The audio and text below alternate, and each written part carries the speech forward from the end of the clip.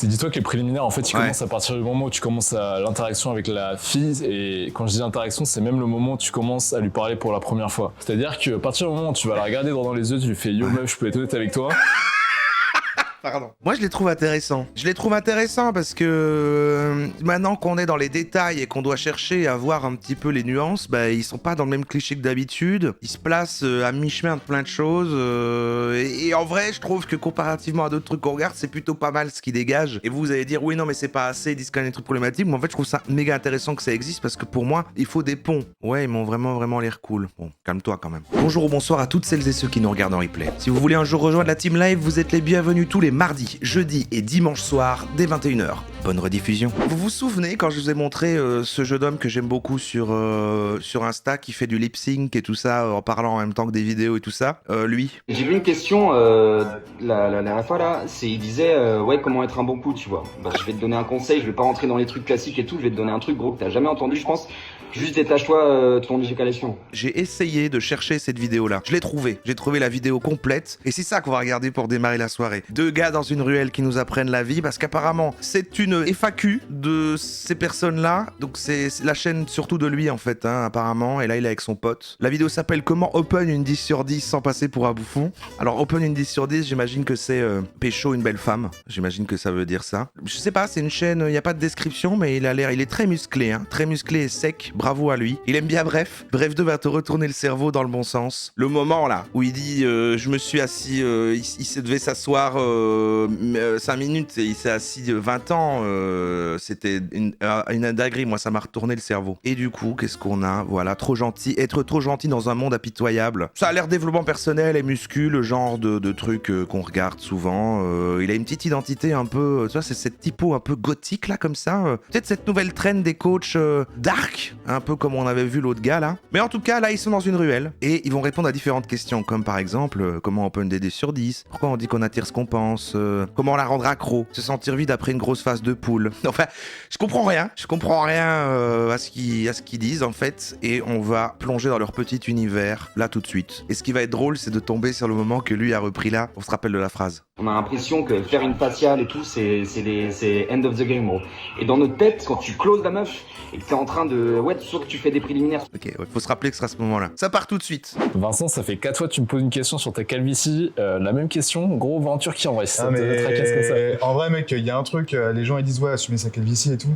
En vrai, gros, il y a des gens à qui ça va bien, il y en a plein à qui ça va pas, gros. Si t'as une tête de blanc avec une calvitie, va en Turquie, mec.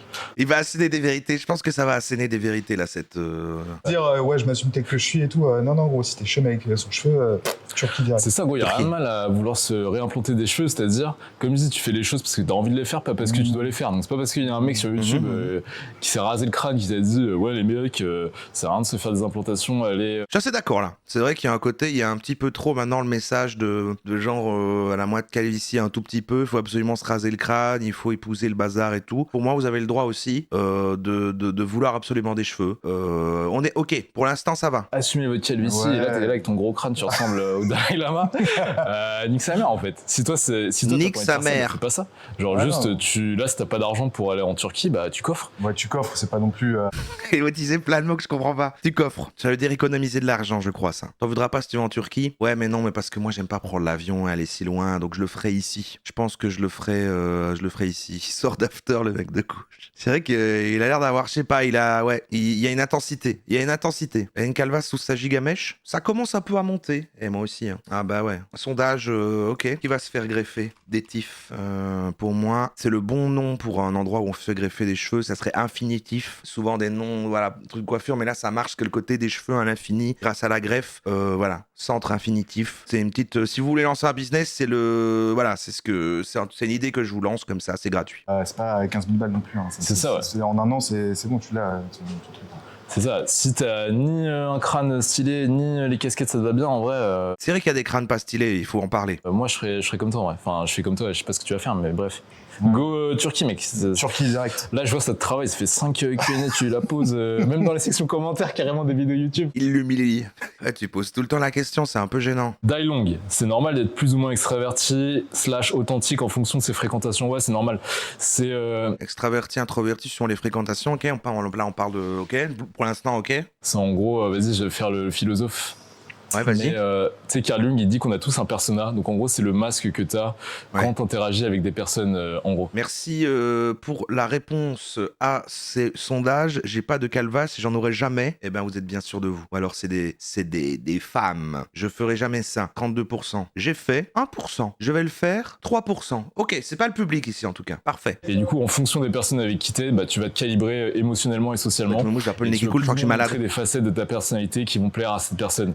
Il est super énervé. Regarde ce qu'il dit. Putain, pourquoi il fait des blagues alors qu'on parle de trucs sérieux là? Je vais te taper, mec. Il va vraiment me taper, j'ai peur en fait. C'est pour ça que finalement, t'es vraiment que toi-même que quand t'es tout seul en train de méditer. Il dit des vraies choses là. Pour moi, on est réellement soi-même que uniquement tout seul. On n'est jamais réellement soi-même s'il y a interaction sociale. Mais moi, je suis pas dégénérité en disant tout le monde fonctionne comme ça. Mais je crois que pas mal de gens sont comme ça. Ouais, faut pas s'en vouloir d'être différent en fonction des personnes avec qui t'es, parce que on va te dire sois toi-même et tout dans toutes les circonstances. Bah non, en fait c'est une partie de toi mais différente, tu vois, que tu montres à chaque fois, tu vois. Ouais, c'est ça. Ah oui, c'est une partie de toi, mais que tu montes, tu mets en avant plus certains aspects que d'autres. Mais au fond, tout ça, ça fait partie de toi. Ce sont différentes facettes, une grande boule à facettes. C'est vrai, c'est vrai. Toi-même, il est pas statique. C'est-à-dire que tu peux être toi-même et des fois être introverti avec quelqu'un, des fois être extraverti avec une autre, et c'est totalement ok.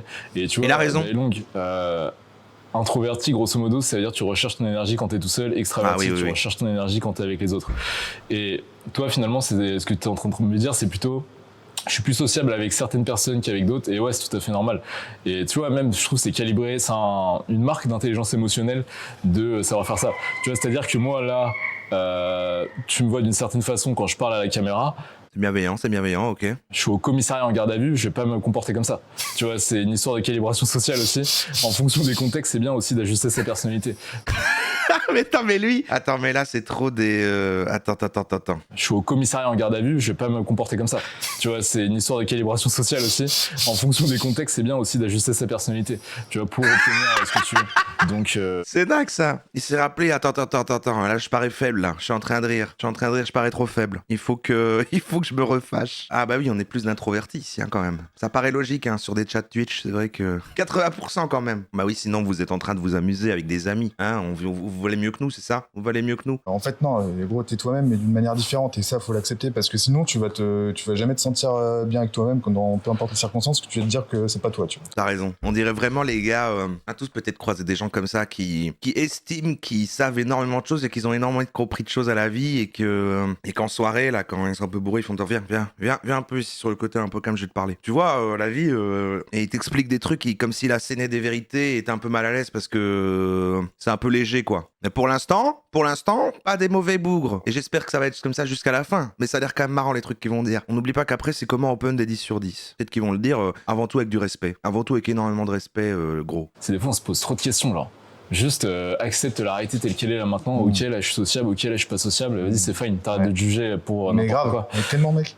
Tellement. Après, c'est sûr que si par exemple j'avais vu une question, genre quand tu te sens weirdo, je vais pas lâcher la caméra. Soirée, il y a là les meufs et tout, là les meufs fraîches et tout.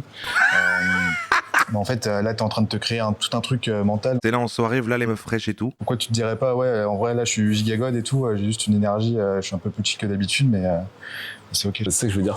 Ok, comment open des 10 sur 10 Sortez mon allée avec vos vidéos là. Je peux voir que t'es dans un paradigme qui est toxique pour toi-même, hein.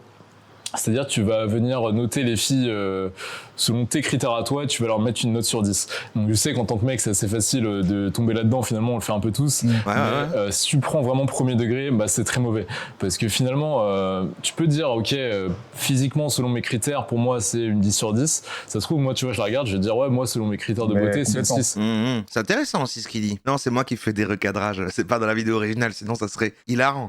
Mais il est quand même en train de sous-entendre le fait qu'en effet, c'est partir du principe qu'il y aurait des notes objectives sur tout. Ce serait comme si, en fait, la beauté serait parfaitement objective. Et certes, il y a des standards suivant les régions, suivant les cultures. Il y a des standards de beauté occidentaux. Mais que finalement, mettre des notes objectives, que tout le monde penserait que c'est la même note, c'est un petit peu perpétuer des choses comme ça qu'il faut pas faire. Par contre, individuellement, selon ses goûts, certes qu'on est tous capables de mettre des notes. Qu'il faut le faire, en faites-le dans votre tête alors. Il dit pas ça? Une meuf, elle peut être 10 000 fois plus attirante en fonction de son énergie, tu vois. c'est comme nous les hommes, tu me diras, mais des notes, en fait, à part saucer ton ego, tu vas être là, tu vas lui parler, tu dis putain, c'est une 10, si je la close sur un god. Si je la close sur un god. Si le terme closer, comme on dit les closers, d'ailleurs, je fais un thème sur les closers. Le fait de closer une vente, donc le fait de quand t'as fini et qu'en fait c'est un prospect et que tu closes la vente et que le truc est fini, que c'est la dernière étape et là c'est closer des meufs. On revient encore à une gestion très marketing de la séduction. C'est conclure quoi. En fait, c'est ça dans ta question. Le truc, c'est quoi? C'est que là, tu la juges. Et dis-toi, c'est comme je t'avais dit au début, c'est à partir du moment où tu juges quelqu'un, t'es un peu en train de te juger toi-même. À partir du moment où tu juges quelqu'un, t'es un petit peu en train de te juger toi-même. Ouais. Bah, toi-même, tu vas te juger. Et comme j'ai dit, il y aura toujours quelqu'un de plus haut que toi. Donc finalement, ça se trouve, toi, tu te considères comme un 10. Sur l'échelle d'un autre mec, il va dire, ouais, ce mec, c'est un 2. Qui se considère comme un 10? Vous vous considérez comme un 10 ou? Sondage. Vous notez combien? C'est que c'est compliqué parce que je vais quand même pas me mettre 3, mais moi, je me mets entre 4 et 5. Donc, je sais pas si j'aurais mis 2, j'aurais tapé 2 ou tapé 3. 5, 6, c'est audacieux quand même. Je sais pas si j'aurais tapé 3. J'aurais mis la moyenne vers le bas. J'aurais tapé 2, moi. Gros, t'es pétable de ouf, t'es un 10. Ah, putain, c'est gentil ça, merci. Allez, arrête. Hein. Toi alors. Ah, c'est intéressant parce que finalement, la moyenne est la moyenne. C'est-à-dire que là où il y a le plus de gens, c'est les gens qui se mettent 5, 6. Et bravo à tous ceux qui se mettent 7, 8. Pour moi, après, c'est bien d'être au courant de son potentiel, etc. Pour moi, déjà, quelqu'un qui s'estime 7, 8, je trouve ça prétentieux. Mais en même temps, parfois, c'est le cas et puis il faut savoir dans quoi on est. 9, 10, pour moi, là, voilà, vous êtes dans des games, je veux dire, je sais même pas pourquoi vous êtes là, en fait. Franchement, on n'est pas digne de vous, en fait. On n'est pas digne de vous. Et alors, je suis vraiment désolé pour les 1-2. Ceux qui mettent 1-2, là, franchement, non. Non, vous pouvez pas. Je suis sûr que vous vous dévaluez. Vous valez mieux que ça. Parce que de toute façon, pour moi, vous êtes tous des 10. Maintenant, tu captes qu'en fait, il n'y a pas de règle. C'est-à-dire que ça va vraiment être ton énergie. La règle, c'est qu'il n'y a pas de règle. Que là, tu as transgressé toutes les règles que tous les coachs séduction t'auraient dit. C'est pour ça, les gars, faites vraiment gaffe, les gars, que je vous disais, ouais, faites gaffe à votre attention où vous la placez. Et c'est valable aussi pour les meufs parce que moi, il y a beaucoup de mecs que je vois dans le Discord qui viennent justement parce qu'ils étaient dans des paradigmes red pill et finalement, ils ont un peu écouté mes vidéos et ils captent que c'était toxique pour eux parce que même eux le ressentaient. Ah, il prend les gars un peu red pill pour les dérépiliser. C'est intéressant, hein. Et il est bien positionné. En fait, t'as un gros travail ensuite de désapprentissage de toutes les merdes que t'as appris, que ce soit sur toi-même ou sur les meufs. C'est-à-dire que tu vas te faire une version idéale de ce que c'est qu'un alpha, alors que ça, c'est un concept mental pareil. Finalement, ce qui compte, c'est quoi l'énergie que t'as quand t'es en face de la personne. Et c'est pour ça que je te disais, à partir du moment où t'arrives à te sentir en paix. Ouais, ils m'ont vraiment l'air cool. Bon, calme-toi quand même. Et tu t'efforces d'être un bon gars, tu vois. Maintenant, il est triste. Déjà, rien que ça, pour moi, tu peux avoir un game légendaire. Ouais. Je comprends rien. Mais c'est quoi le game? Il n'y a pas eu cette question, mais je sais que ça, c'est une remarque qui pourrait en aider plus d'un. C'est comme je te disais, tu vois, il n'y a pas de version, il n'y a aucun mec sur Terre qui est capable de pull n'importe quelle meuf sur Terre sans s'être jamais pris un rejet dans sa vie ou qui se prendra plus jamais de rejet. Et il a tellement de bagues. Il a tellement de bagues au doigt et je l'avais pas remarqué tellement c'est naturel en fait pour lui. Alors que moi, quand je l'ai mis l'autre jour pour mon placement le scan, j'avais l'air con. Ouais, ça, c'est ce qui nous différencie en fait. C'est pour ça que je pourrais jamais être à 10 sur 10. Tu acceptes que le rejet fait partie de ton expérience en tant qu'être humain. T'arrêtes de leur résister, tu dis ok c'est normal de me faire rejeter et tu sais quoi, quand t'acceptes ça tu vas voir que déjà ça va vachement te déstresser de la peur de l'approche. Vous frappez, non mais il frappe que les hommes qui respectent pas les femmes. C'est aussi une partie de toi qui se dit ouais ce mec là lui c'est un gigagod, c'est sûr que s'il allait l'open il se prendrait pas de recalage, la meuf il pourrait la ramener chez lui, il ferait des enfants. C'est un gigagod et il ramènerait la meuf chez lui, il lui ferait des enfants le premier soir. C'est ça le nouveau objectif des jeunes, il faut faire des enfants. Victor Ferry avait raison. J'ai l'impression que si t'es pas Brad Pitt gros tu peux pas close alors que frère, mais ça c'est du bullshit, ça c'est un truc qui te rend, qui te donne en permanence l'impression d'être incomplet et qui te fait que tu vas rester dans la passivité gros. Ouais. Alors que crois-moi mec, comme il disait, il parlait d'énergie tout à l'heure, t'es là, t'es gigagod, t'es ok avec toi-même et tout, t'es là, t'es gigagod. L'énergie mec, tu connectes sa mère avec la meuf, crois-moi gros que tu sois un troubadour ou quoi gros, t'inquiète pas que ça va bien se passer. Mec. Que tu sois un troubadour ou quoi, mais comment ça un troubadour? Une question de Jules MTH, comment la rendre accro? Tu sais quoi, on avait parlé. Comment la rendre accro? Si tu te poses cette question, c'est que t'es un putain de pervers narcissique. Ouais, c'est pas le but de cette question, frérot. Là. Tu veux la faire souffrir. Merde, je le trouve plus. Ah voilà. Je connais ça, c'est la question. Il veut la faire rouge, et après il va faire du chaud-froid. Un coup, il va plus lui donner de nouvelles. Un coup, voilà. Elle va être là, elle va être sans sang. Faut pas faire ça. Et lui, son ego, il va kiffer. Et pourtant, ton ego, il va kiffer, mais tu vas te sentir mal, mec. En fait, le comment la rendre accro, gros, tu sais quoi, je vais te répondre avec bienveillance extrême.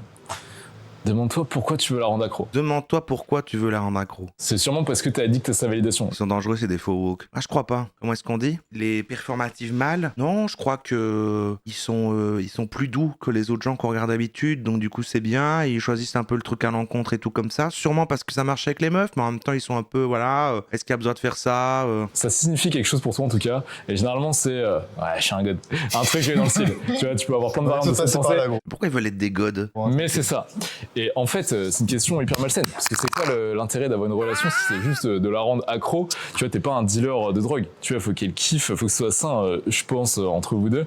C'est-à-dire que vous ayez une connexion authentique, galactique et que ce soit le feu. Et la rendre accro, pour moi, justement, c'est malsain en fait. Bah ouais, c'est terrible, on n'a pas envie de quelqu'un d'accro. Je te dis ça, gros, je te fais des grands jugements de valeur là. On a tous déjà eu, je pense, cette pensée, comment je la rends accro? Bien sûr. D'ailleurs, ça, les gars, Est-ce que vous voulez quelqu'un d'accro? petit, là je t'ai dit ouais t'es un gros pervers narcissique, on est tous des gros pervers narcissiques. Ça c'est Robert Greene, il en parle dans les lois de la nature humaine finalement. Le narcissisme en fait on l'a tous, c'est juste c'est sur un spectre.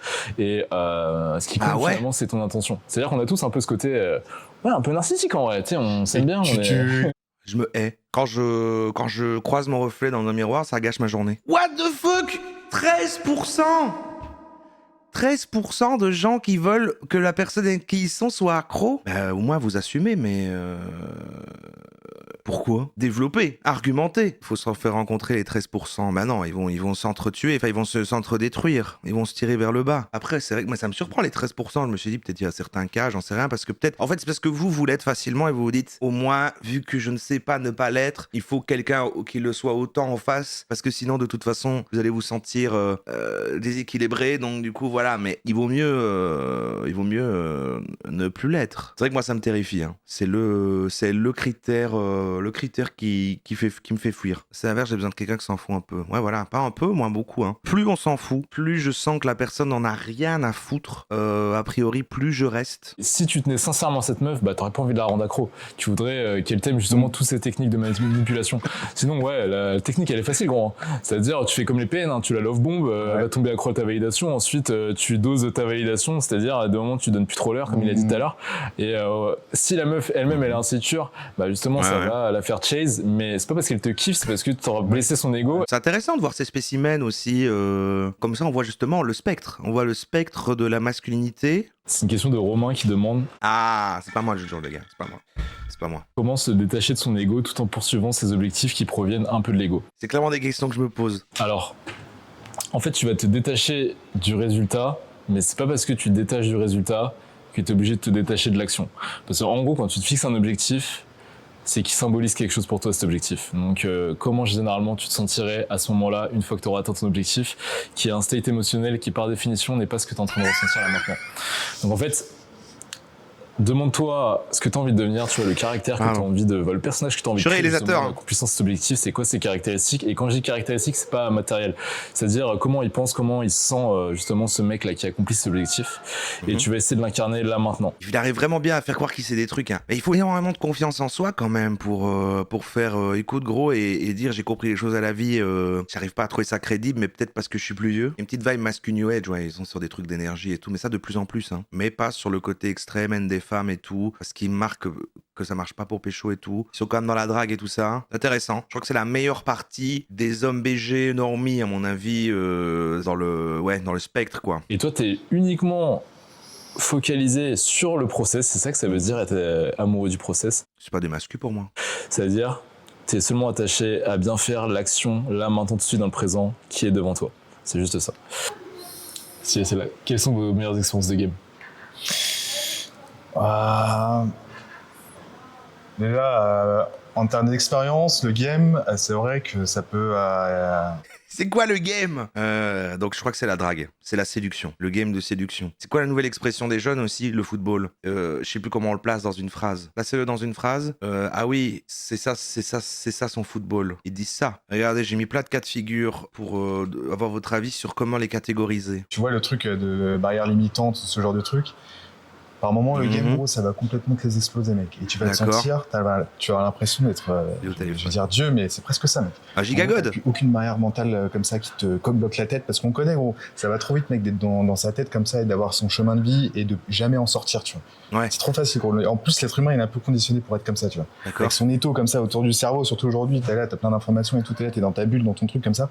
Et que justement, quand tu commences le game et tout, et que tu vas commencer à vivre des expériences stylées et tout. Mais c'est quoi commencer le game alors? C'est pas la séduction, c'est autre chose alors? C'est quoi? C'est transformer la vie en un jeu? Gamifier la vie? C'est quoi le game? Ton étau, il va péter comme ça, gros, et tu vas voir clair, gros, tu te dis, j'ai peu, frère, j'ai plus d'anxiété, gros. Y a pas de limite.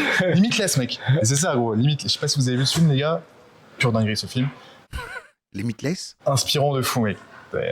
Et tu vas te sentir comme dans Limitless. J'ai pas souvenir que c'est génial. Non, mais performative à 27% quand même. Pour moi, maintenant, les plus performative mails, c'est les mecs qui font des vannes sur les performative mails pour montrer à quel point eux, du coup, ne le sont pas. Et du coup, qui pour moi, du coup, en font les plus grands. Que ça a du sens, ce que je dis? Non, ils sont sincères à 17%. Ok.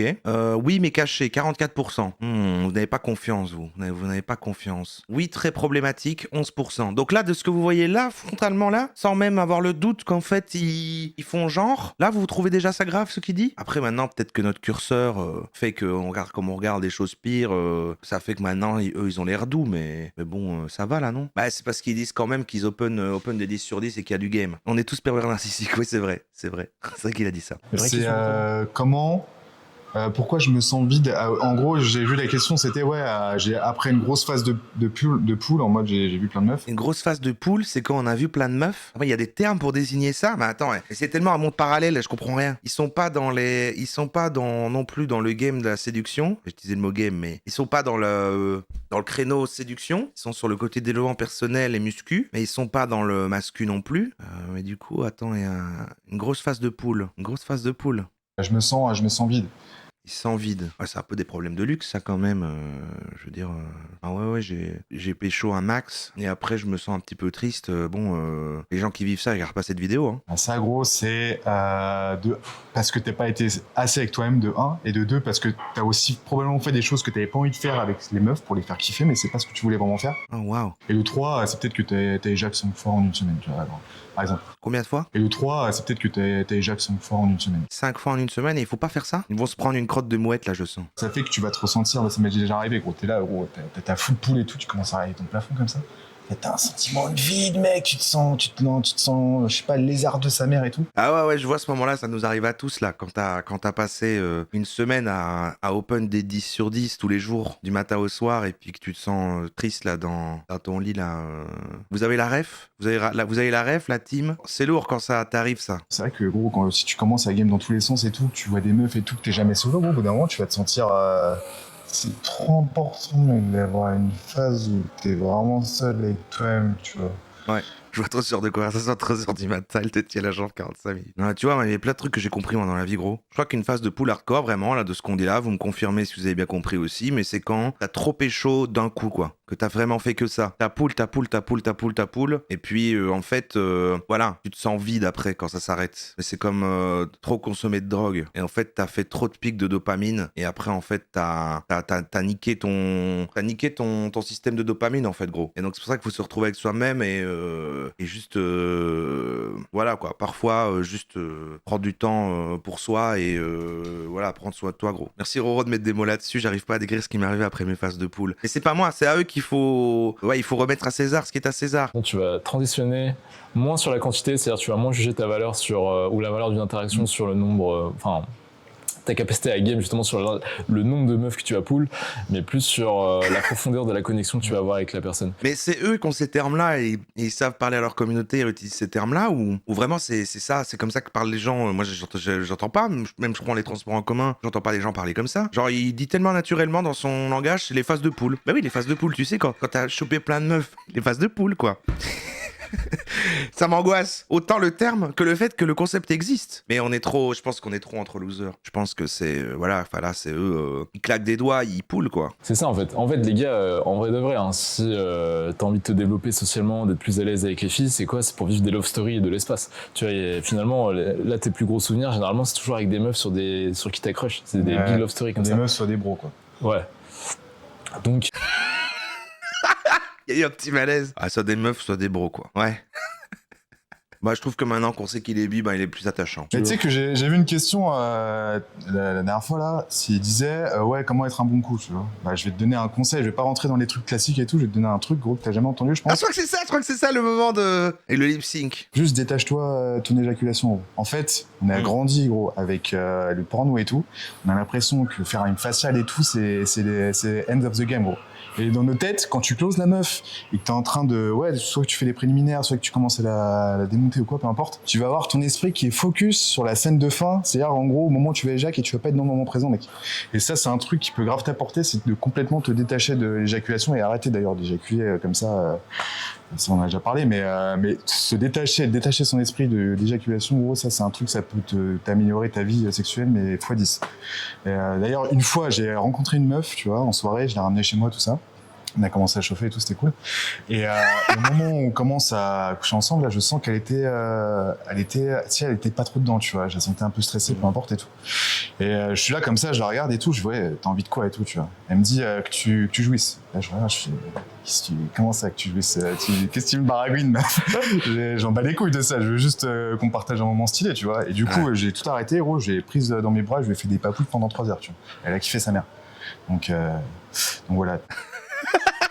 Il a fait des papouilles pendant 3 heures, elle a kiffé sa mère. Mais moi, je trouve ça vraiment fascinant, en fait, parce que d'un truc à l'autre, en fait, sur le fond, à des moments, ils disent des trucs qui sont bienveillants, qui ont une belle intention. En fait, dans la même phrase, il dit, bah voilà, aussi, une meuf, en fait, t'as pas... voilà, il y a pas, en fait, la démonter, machin, mais en fait, tu peux lui faire des papouilles et tout, elle a kiffé sa mère. Et avant, il dit, je sais pas, t'es en train de la démonter comme ça et tout. Mais il a l'air d'être dans le truc de la rétention séminale quand même, ça fait 2 fois qu'il le dit. C'est quand il dit, ouais, ça, on en a déjà parlé, il faut pas éjaculer trop souvent, et tout à l'heure, quand il disait, t'es peut-être en phase de down après les poules parce que t'as éjaculé 5 fois dans la semaine. Et il est quand même dans le truc de il faut garder sa semence. Donc ça rejoint un petit peu les trucs du gars barbu avec son shotgun de machin à la rétention séminale, même si à mon avis il est moins à fond dessus. Mais il faut quand même garder ça. C'est dis-toi que les préliminaires en fait ils commencent à partir du moment où tu commences à l'interaction avec la fille, et quand je dis interaction c'est même le moment où tu commences à lui parler pour la première fois. Ça veut dire que finalement tu vois ça comme un moment géant. Tu vois ton moment, ton pool en gros c'est un ensemble. C'est de l'IA. C'est-à-dire que à partir du moment où tu vas la regarder droit dans les yeux, tu lui fais yo meuf, je peux être honnête avec toi. Pardon. Moi, je les trouve intéressants. Je les trouve intéressants parce que maintenant qu'on est dans les détails et qu'on doit chercher à voir un petit peu les nuances, ils sont pas dans le même cliché que d'habitude, ni dans l'autre truc. Ils se placent à mi-chemin de plein de choses. Et en vrai, je trouve que comparativement à d'autres trucs qu'on regarde, c'est plutôt pas mal ce qu'ils dégagent. Et vous allez dire, oui, non, mais c'est pas assez, ils disent quand même des trucs problématiques. Mais en fait, je trouve ça méga intéressant que ça existe parce que pour moi, il faut des ponts. Ils font des ponts entre des manières de penser et tout. Et ça permet de pas cloisonner les différentes personnes en trop des groupes vachement distincts où il y aurait d'un côté des personnes qui prennent comme acquis et comme évident l'hyper déconstruction et puis à côté en face des gros mascus et tout. Eux ils sont un petit peu à mi-chemin entre les deux et ils essayent de softiser, d'adoucir des mecs qui étaient passés peut-être en red pill et tout et puis du coup mais en restant quand même sur là parce que ça s'entend un petit peu comme ce qu'avait fait Thibaut quand il a fait sa vie sur le masculinisme. Et en vrai je pense que c'est pas mal que ça existe. Comment ne pas être dans sa tête quand on ne boit pas de l'alcool? Ah, ça m'intéresse. Alors moi c'est pas avec l'alcool mais oui ça peut être avec d'autres choses, mais c'est vrai qu'à un moment, pour arriver à complètement déconnecter, moi j'ai jamais trouvé la déconnexion totale sans l'utilisation de substances. Je sais pas comment on fait. Donc j'espère qu'ils ont une réponse. Mais j'espère que c'est pas le sport. C'est quoi gros, ça c'est un truc que j'ai subi pendant longtemps pendant mes études. Moi j'ai fait une école de commerce, tout le monde pillait comme pas possible, là.